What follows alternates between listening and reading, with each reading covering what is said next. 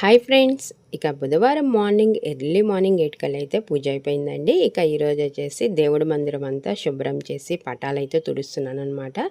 ఎప్పుడైనా మనం పటాలు తుడిచేటప్పుడు కొంచెం ఎర్లీ మార్నింగ్ లేసాము అంటే పూజ అనేది తొందరగా అయిపోతుందండి.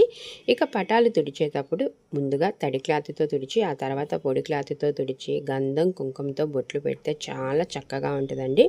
ఇక మనం ఇలాగా దేవుడి దగ్గర శుభ్రం చేసేటప్పుడు పటాలు కానీ, సిల్వర్ సామాను కానీ, ఇత్తడివి ఇవన్నీ ఎటువంటి ఆలోచనలు లేకుండా దేవుడి నామస్మరణం చేసుకుంటూ దేవుడి దగ్గర అంతా క్లీన్ చేసుకున్నామంటే మనకి ఆ పని చేసినట్టే అనిపించదు అనమాట. చాలా ఈజీగా ఉంటుంది. ఇక చూడండి, చక్కగా దేవుడి మందిరం అంతా పటాలు కానీ ఇత్తడివి అన్నీ క్లీన్ చేసేసుకున్నాను. ఇలాగ పూలతో అలంకరణ చేసి నైవేద్యం పెట్టి దీపం పెడితే ఇక ఆ రోజంతా కూడా చాలా అంటే చాలా ఎనర్జెటిక్గా పాజిటివ్గా ఉంటుందండి. ఇక ఆ విఘ్నేశ్వరుడి ఆశీస్సులు అందరికీ